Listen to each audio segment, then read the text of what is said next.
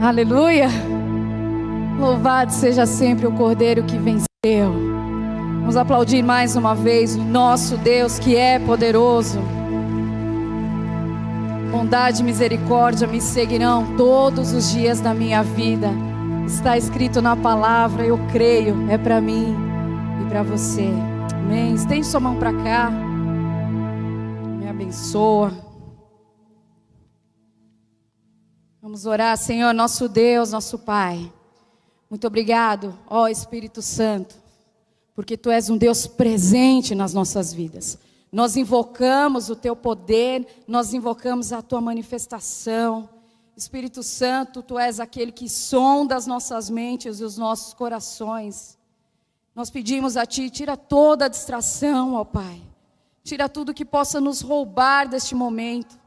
Nós declaramos que os nossos pensamentos serão levados cativos em obediência a Jesus Cristo de Nazaré. E nós nos colocamos disponíveis para a Tua palavra neste tempo. E é no nome de Jesus que nós oramos. Amém, amém. Glória a Deus, pode se assentar. Tome seu lugar. Hoje eu estou sem o meu tangedor preferido. Mas olha, eu tenho um irmão que vai me ajudar hoje. Estamos em guerra.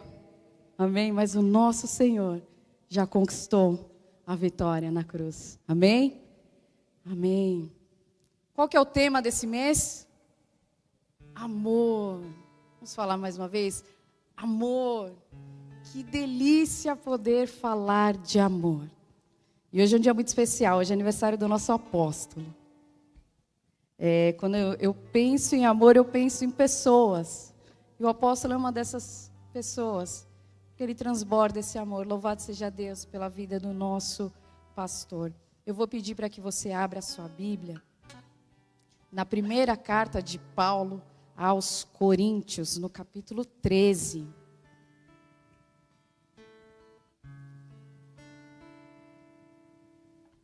Os meninos vão projetar lá para a gente. Primeira carta de Paulo aos Coríntios, no capítulo 13. Se você tiver com a sua Bíblia aí, abra a sua Bíblia. Nós vamos fazer algumas citações de alguns versos. Amém? Eu vou ler aqui na minha versão, que diz assim: E agora passo a vos mostrar um caminho ainda muito mais excelente. Ainda que eu fale as línguas dos seres humanos e dos anjos, se não tiver amor, eu serei como um sino que ressoa, ou como um prato que retine.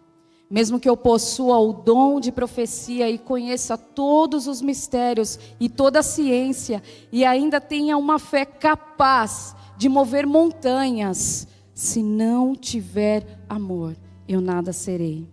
Mesmo que eu dê aos necessitados tudo que eu possuo e entregue o meu próprio corpo para ser queimado, se não tiver amor, todas essas ações não me trarão qualquer benefício real.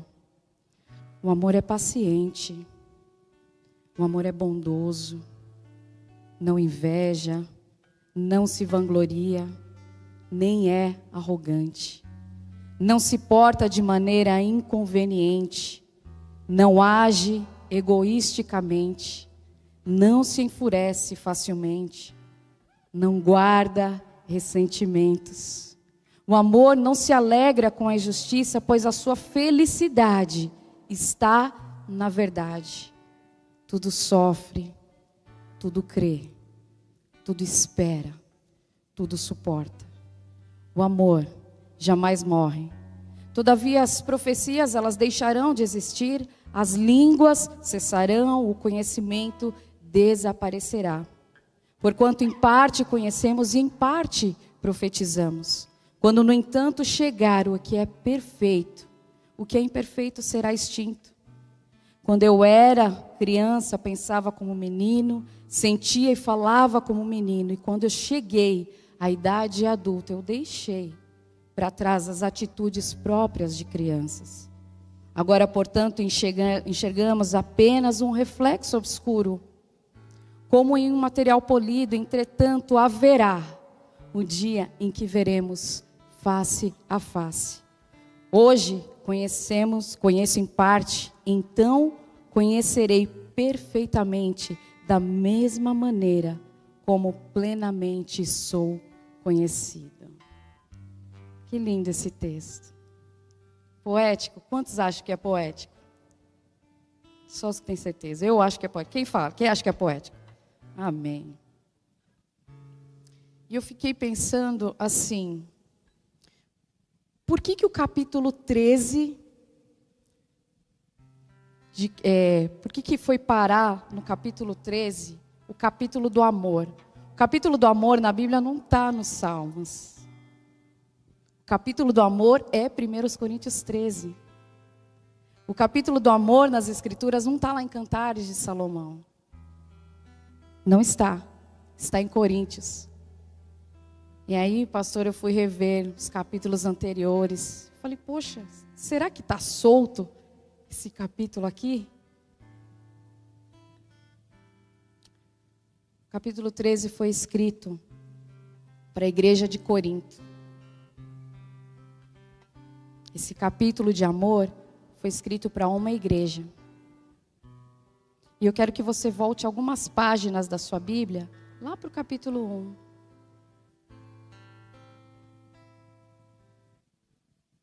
E diz assim: esta carta também é para aqueles que em todos os lugares adoram o nosso Senhor Jesus Cristo, Senhor deles, Senhor nosso. Essa carta foi escrita para aqueles em todos os lugares que adoram o Senhor. Quantos adoram o Senhor? Amém. Essa carta foi escrita para você. Ela não é exclusiva para a igreja de Corinto. Ela foi escrita para eles.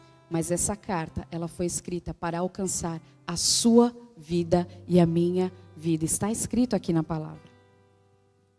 E eu fiquei pensando, meu Deus, será que está solto esse capítulo? Porque antes disso, o apóstolo Paulo, ele começa a nomear algumas coisas. E aí eu quero dar só um panorama da cidade de Corinto, amém? Só um panorama. Como que era essa cidade? Era uma cidade muito intelectual e ao mesmo tempo profundamente depravada. A cidade de Corinto era assim, licenciosa. Talvez ela tenha sido conhecida como uma das cidades mais depravadas da história antiga. Por quê? Havia uma prostituição lá. E ela se confundia com uma prática sexual, porque eles adoravam uma deusa chamada deusa Afrodite. Tinha ali 1000 sacerdotisas prestando culto, se prostituindo. Havia um peso também sobre a região de Corinto, sobre o homossexualismo. Havia monumentos de Apolo, um deus grego. Ele tinha um ideal de beleza masculina e ele induzia os meninos. Talvez, os estudiosos dizem, talvez Corinto fosse o centro homossexual do mundo na época. Esta era a cidade de Corinto. Amém? Agora vamos pensar na igreja de Corinto que estava sediada na região de Corinto.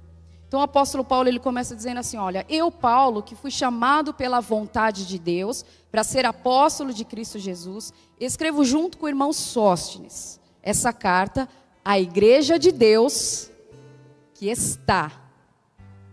Ela não é Corinto, ela está em Corinto. Escrevo a todos os que pela sua união com Cristo Jesus foram chamados para pertencerem ao poder de Deus. Essa carta é também para aqueles que em todos os lugares adoram o nosso Senhor Jesus Cristo, Senhor deles e Senhor nosso. Que a graça e a paz de Deus, o nosso Pai, e do Senhor Jesus Cristo estavam com vocês. Essa é a introdução de Paulo para a igreja. E ele começa a discorrer nos versos a seguir. E ele diz assim, olha, eu estou sempre agradecendo a Deus por causa da graça que foi dada a vocês, Coríntios, por meio de Cristo. Então ele enxerga, está escrito aí no texto, ele vê que há uma unidade da igreja com Cristo. E essa unidade enriqueceu toda a igreja. Tanto no dom de anunciar o evangelho, como no dom da sabedoria espiritual. E Paulo continua, olha, eu reconheço que a mensagem a respeito de Cristo, ela está tão firme no meio de vocês, que vocês não têm deixado de receber nenhum dom espiritual. Ou seja, a igreja de Corinto tinha todos os dons. Todos os dons, não havia falta nenhum deles. E Paulo continua, Cristo vai conservar vocês firmes até o fim. Não até daqui a pouco, até o fim. Para aquele que no dia da volta do Senhor, para aqueles que não tenham culpa de nada. Deus é fiel e os chamou para que vocês vivam em união com Cristo. Que delícia. O apóstolo está falando tudo isso para a igreja que estava em Corinto. Ele fala, vocês não têm falta de dons. Eu sei que vocês estão unidos com Cristo. Eu sei que o Senhor permanecerá em vocês. E aí, os nossos olhos começam a correr um pouquinho nos versos adiante. E o Paulo faz a primeira exortação dele. Ele reconhecia todo o poder e a graça que estava sobre a igreja. Mas ele fala assim, poxa, eu percebi que vocês estão divididos. A igreja de Corinto estava dividida. E ele suplica, uma súplica da parte do apóstolo, ele diz assim, olha, que todos sejam completamente unidos, num só pensamento, numa só intenção. Havia algumas brigas entre os irmãos.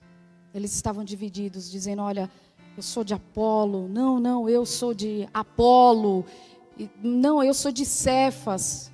E outros diziam, eu sou de Cristo. Uma igreja dividida.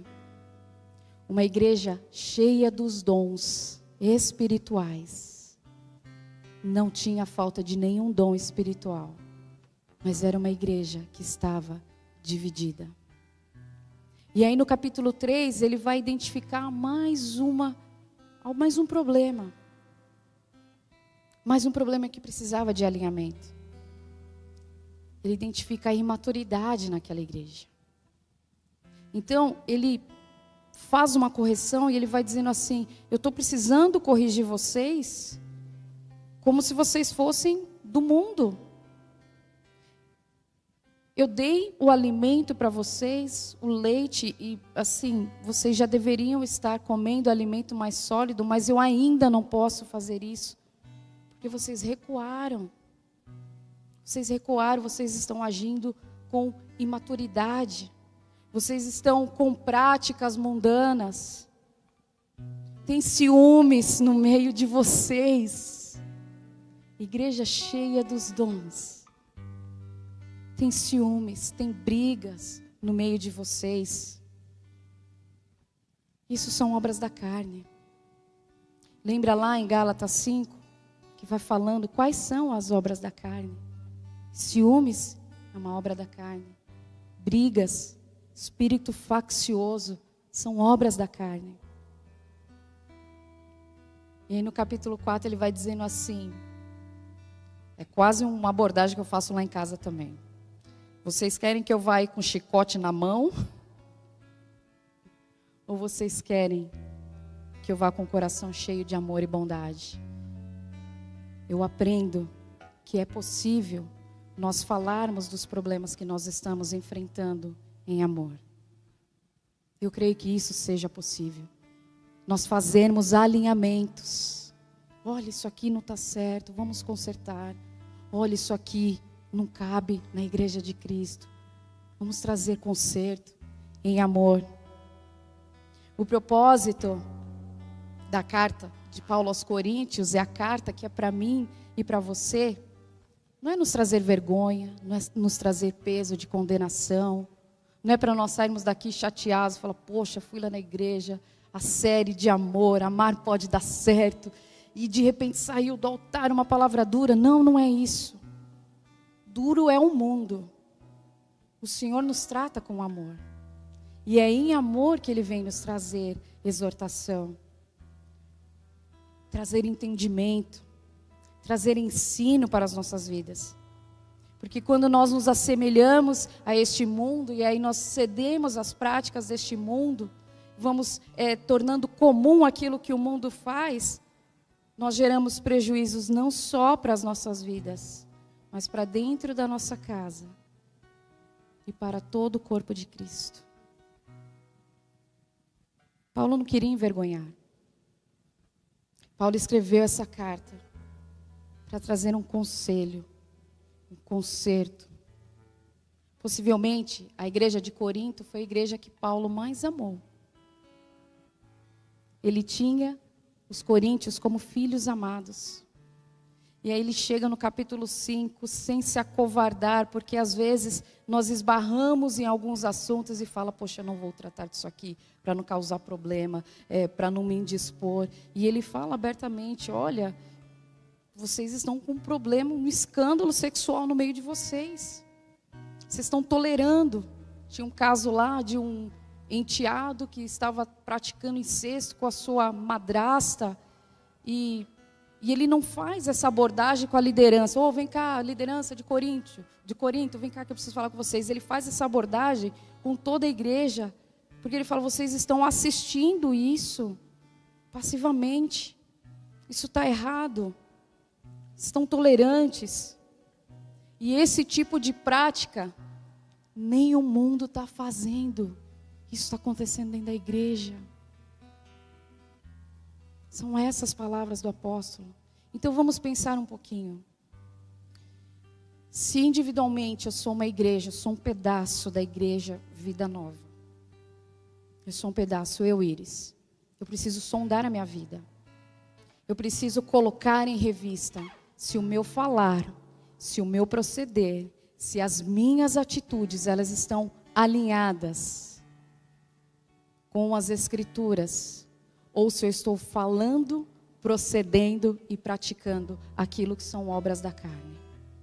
Então eu tenho que olhar para a minha vida, olhar para o meu esposo, olhar para o Wellington e falar assim, Wellington, temos um alinhamento de acordo com as Escrituras? Ok, vamos para o próximo nível. Alinhamento com os nossos filhos, Pedrinho e Yasmin? Não, está tudo certo. E aí, para a minha igreja.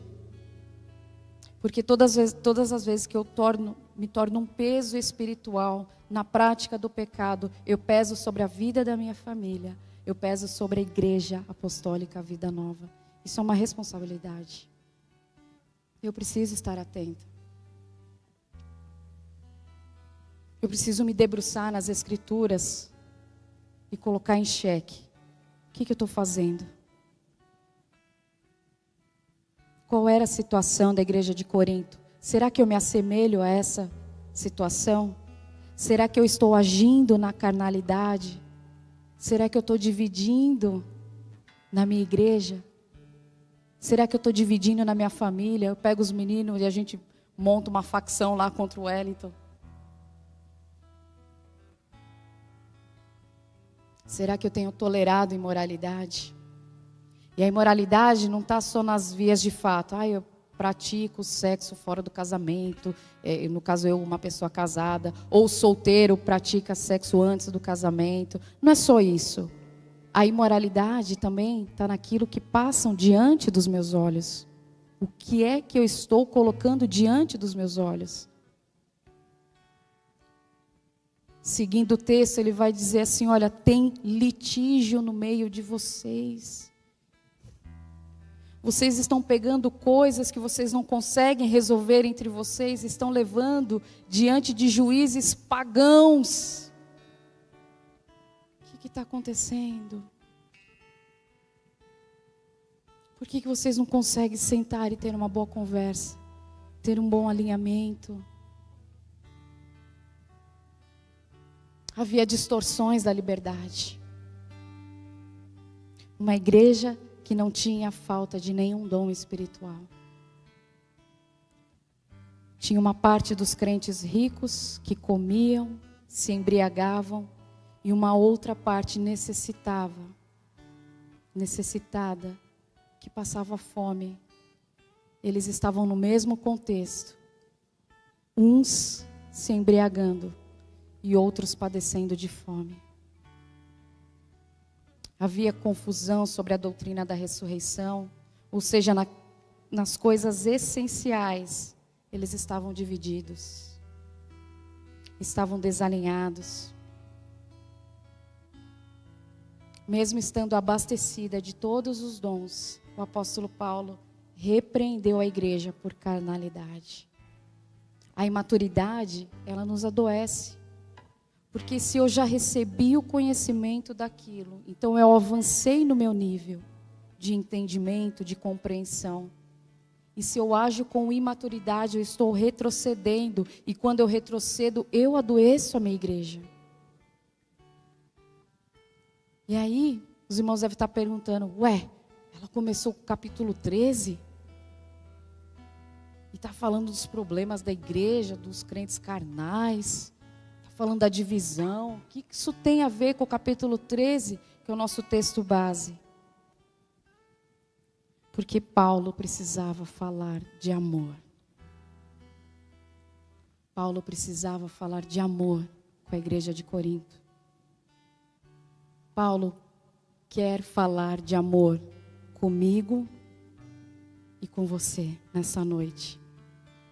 O amor, ele não está restrito a um romance, e é uma delícia a gente poder falar, nasceu um bebezinho, ai que gostoso, que delícia, como é fácil amar. Laurinha, tão fofinha, correndo para ela, como é fácil amar a Laurinha. Aí chega um adolescente, eles, Quantos são pais de adolescentes aí? Levanta as mãos. Estamos juntos, nós vamos vencer. Amém? Nós vamos vencer, amém? E às vezes é duro. É duro ser pai de um jovem. Amor dos vovós. Meus pais são avós extremamente dóceis com os netos. Como é gostoso falar desse tipo de amor. Só que quando Paulo ele entra com esse capítulo do amor, ele está dizendo o seguinte: em algum momento vocês deixaram o amor ir embora. Vocês ficaram com todos os dons. E o amor foi embora. O amor não é só romance, o amor vai nos apertar. Nós lemos no verso, ele tudo sofre, ele tudo crê, ele tudo espera, ele tudo suporta. O amor faz isso, então não se trata de um romance, não é um floreio nas escrituras. O amor vai nos colocar à prova. Nós estamos programados biologicamente para amar aqueles que são nossos. Independente do que Pedrinho e Yasmin fizerem, eu sou a mãe deles. Eu vou amar os meus filhos até o fim. Isso é um amor biológico. Nada do que eles façam vai diminuir o que eu sinto por eles. Mas aí, Jesus Cristo, ele vai dizendo o seguinte: olha, um novo mandamento vos dou. Que foi o texto base da mensagem do pastor Cesário no domingo. Que vocês amem uns aos outros, assim como eu vos amei. Ou seja, a régua subiu. O parâmetro é outro. O parâmetro ficou lá em cima. Iris, não adianta você amar só o Pedrinho e Yasmin, o seu marido, os seus pais, os seus irmãos. Não. E como é difícil nós amarmos quando nós estamos face a face com situações que nos trouxeram prejuízos emocionais, prejuízos espirituais, prejuízos financeiros, prejuízos nos nossos relacionamentos. Como é difícil amar. E Jesus está dizendo assim: é um novo mandamento. Vocês precisam amar neste nível. Quando nós nos deparamos com escândalos, nós levantamos o nosso dedo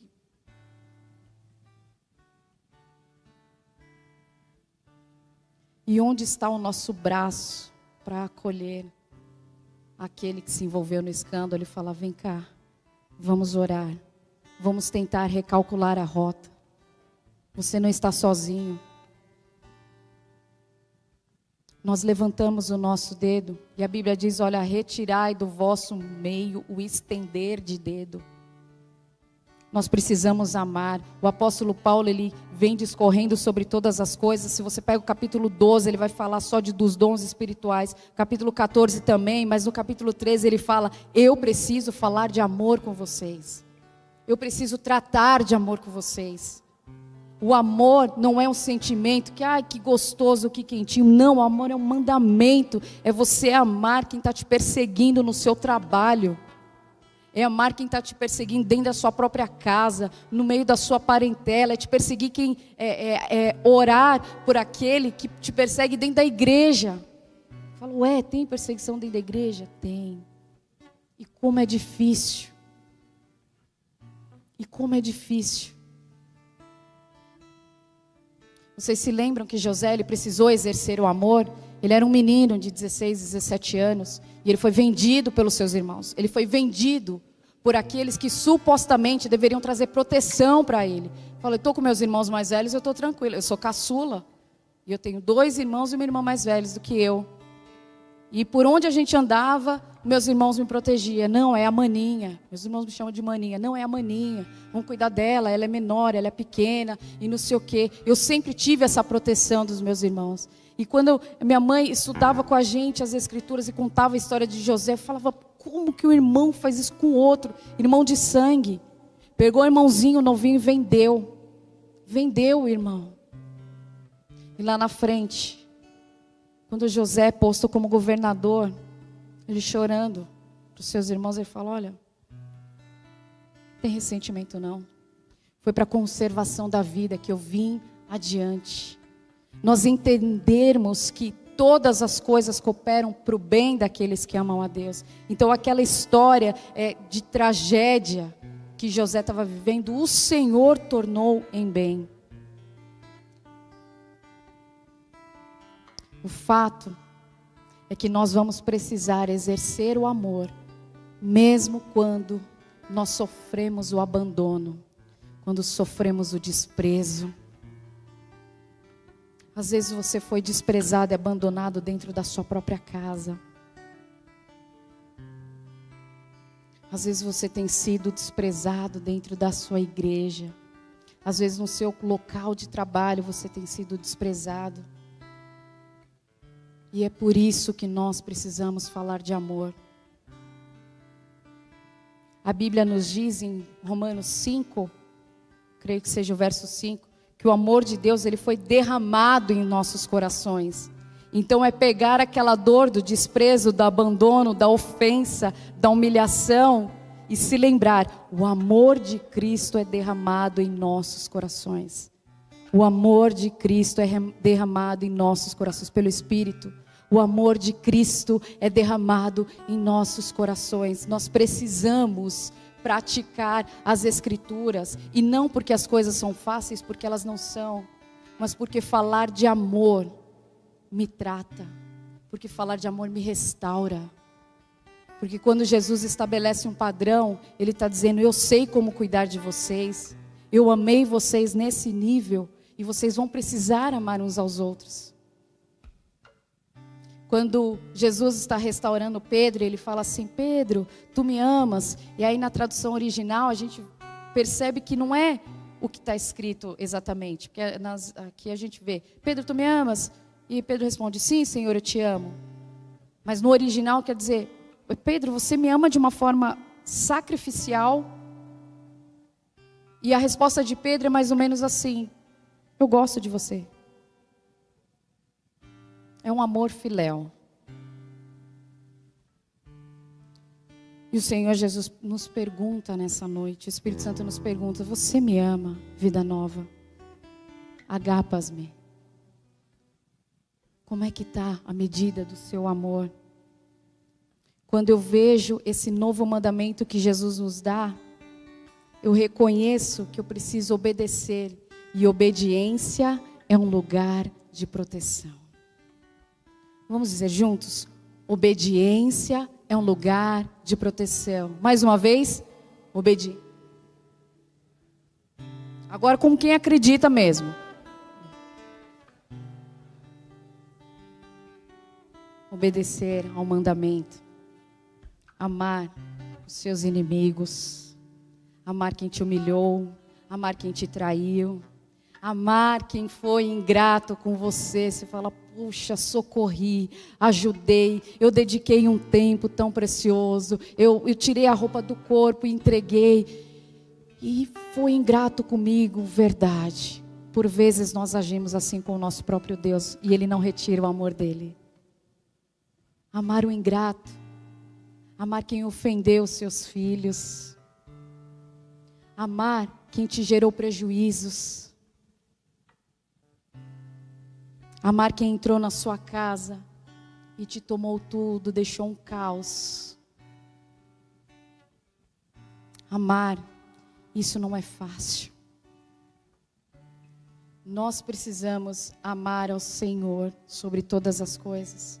Nós precisamos entrar nesse lugar de obediência, desse novo mandamento, e amar.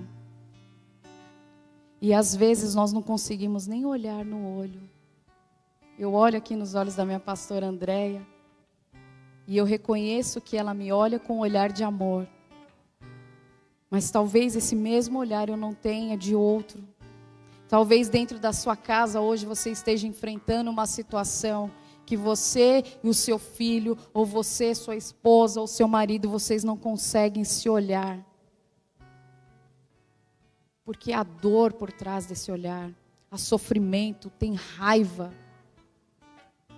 tem hostilidade.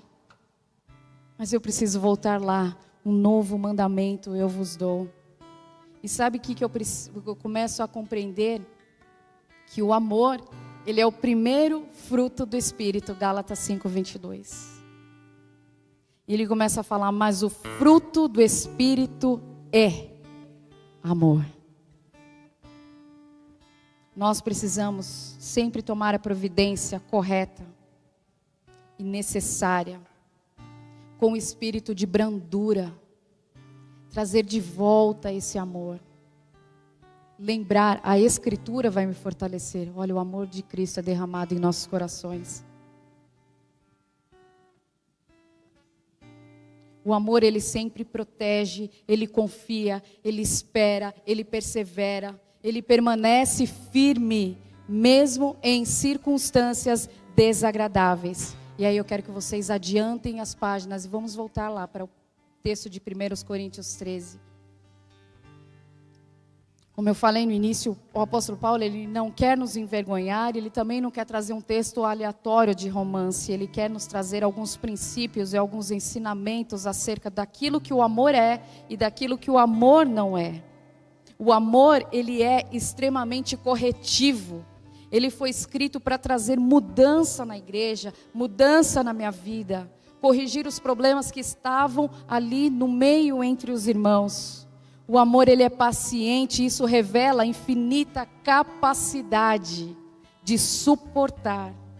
Sabe aquela coisa assim, um conceito de longanimidade, um longo ânimo, um ânimo mais alongado? O amor, ele é benigno, ele reage com bondade.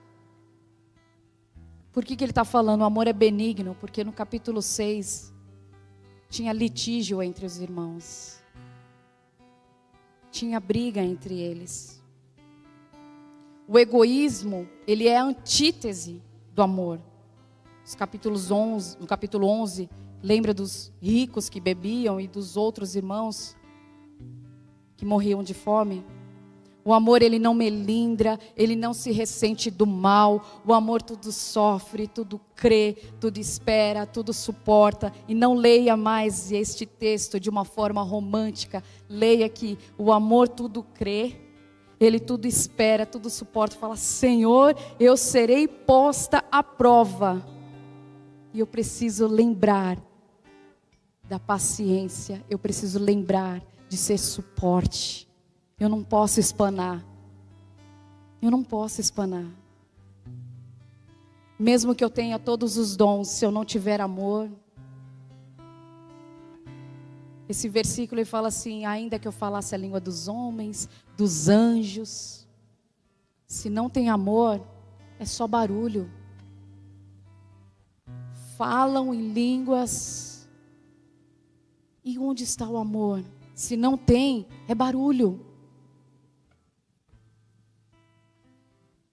Se eu tenho todo o recurso financeiro e eu coloco tudo isso para servir, tudo à disposição, se eu não tiver amor, não vale nada, não tem valor. Não, mas olha, a gente está fazendo investimento missionário, a gente está... Não, Iris, não adianta. Se você não tiver amor nessa sua atitude, não serve.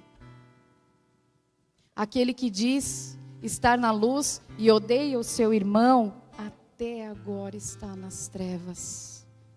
1 João 2,9. Aquele que ama seu irmão, permanece na luz, e nele não há nenhum tropeço. Porém, aquele que odeia o seu irmão está nas trevas, e anda nas trevas, e não sabe para onde vai, porque as trevas lhe cegam os olhos. Se há ódio no meu coração, biblicamente, eu já me tornei uma assassina. Biblicamente. Se há ódio no meu coração, eu ando em trevas. E as trevas cegam os meus olhos. Ou seja, eu perco o discernimento. Quantos aqui são filhos de Deus? Amém. Se a medicina for testar o DNA do Pedrinho e da Yasmin, eles vão falar: Pedrinho e Yasmin são filhos da Iris e do Wellington. Amém? Porque os filhos, eles reproduzem o DNA do pai e da mãe. Amém? Reproduz? Se eu sou filha de Deus, eu preciso reproduzir qual DNA? De Deus. Em 1 João 4,8 diz que Deus é amor. É esse DNA que eu tenho que reproduzir. O DNA do amor. Porque esse é o DNA do Senhor.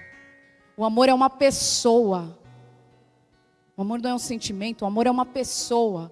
O amor é Deus. Amar como Deus ama.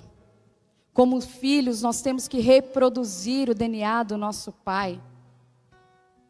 Jesus nos ensina: eu porém vos digo, amai os vossos inimigos. Ai, puxa, Jesus, por que o Senhor colocou isso aqui?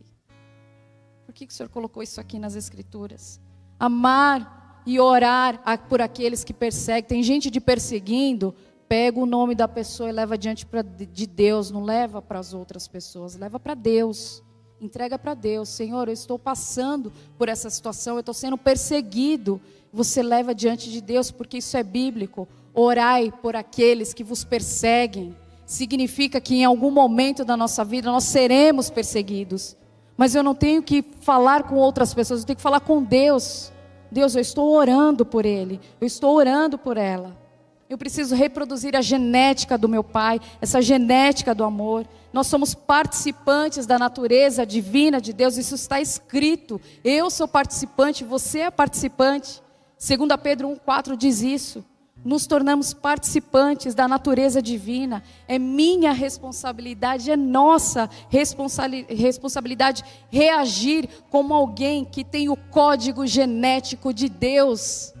É nossa responsabilidade como filhos. O que nós precisamos ser aqui na terra é um reflexo daquilo que Deus é nos céus. Porque eu revelo o caráter do meu Pai. Eu revelo o DNA do meu Pai. O meu Pai é amor. Mais do que palavras, a nossa conduta, o nosso proceder precisa revelar quem Deus é na sua própria natureza. O amor de Deus me permite resplandecer quem Deus é. O amor faz isso. Por isso que Paulo pega o capítulo 13 e fala: vamos falar de amor, Coríntios. Vocês precisam resplandecer a glória. Vocês precisam reproduzir o DNA do Pai. Por isso que nós falamos de amor aqui nessa noite. Nós não vamos conseguir amar pelo nosso próprio esforço. Nós não vamos. Mas eu tenho o meu melhor amigo. Espírito Santo que me convence do pecado, da justiça e do juízo. Ele vai me convencer, amém? O Espírito Santo vai me convencer, Iris, você tem um novo DNA.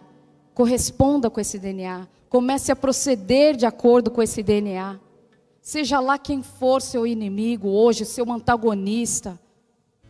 Seja lá qual for a situação que o ódio se instalou, nós vamos corresponder e reagir de acordo com aquilo que nós temos recebido do nosso Pai. Eu vou reagir em amor. Alimentar o nosso coração com a palavra de Deus vai fortalecer este DNA do meu Pai. Porque quando eu conheço as Escrituras, então eu começo a pensar, vai ter perseguição? Vai.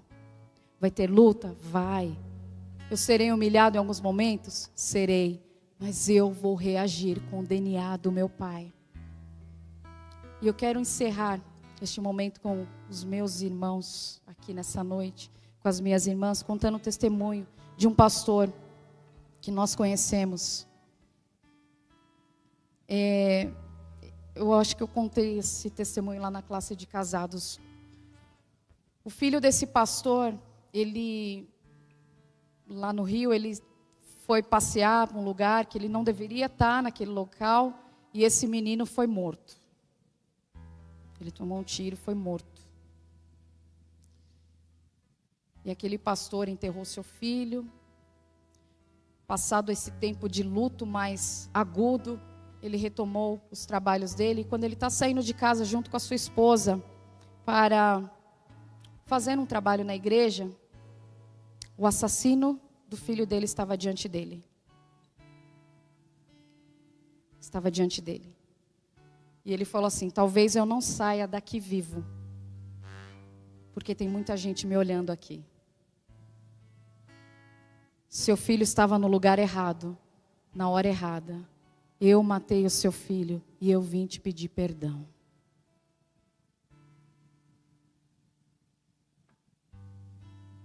Todo exercício de amor precisou ser derramado no coração daquele pastor, para que ele perdoasse o assassino do seu filho, que reconheceu, não era para ele morrer. Não era para o menino ter morrido. E com lágrimas nos olhos, esse pastor, para mim e para o Wellington, ele falou, eu perdoei o assassino do meu filho, porque no meu coração havia amor transbordante. São situações extremas que talvez alguns de nós passe. Eu não conheço a sua história, mas talvez você seja provado, espremido. E quando você for provado, que você possa refletir o amor de Cristo. Refletir o amor de Deus. Refletir esse mandamento. Nós precisamos falar de amor. Porque o amor, ele permanece sobre todos os dons. Sobre todos os dons, o amor é o único que permanece. As profecias, elas vão acabar. A ciência vai passar. Mas o amor, ele prevalece. Vou pedir para que você fique em pé. E nós vamos orar.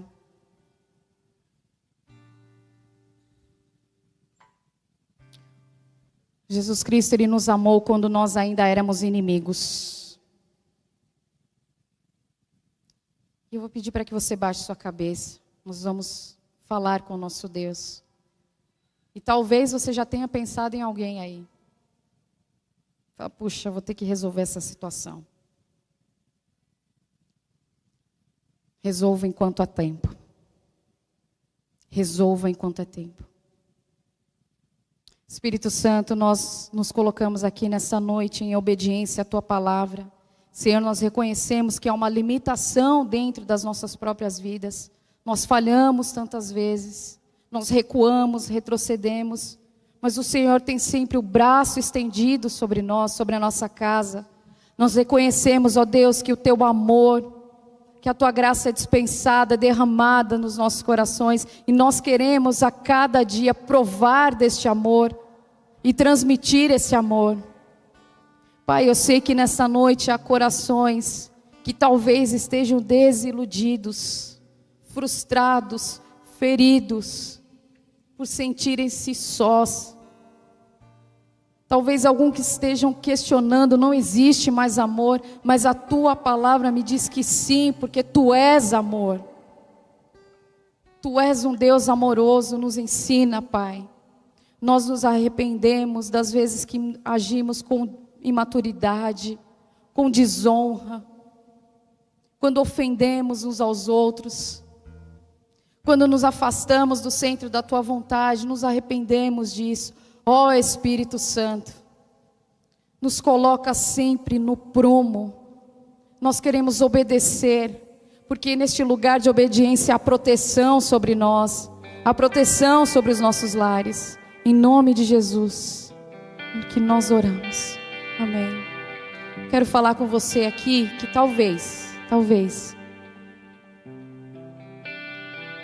esteja caminhando num lugar onde você pensa que não existe amor.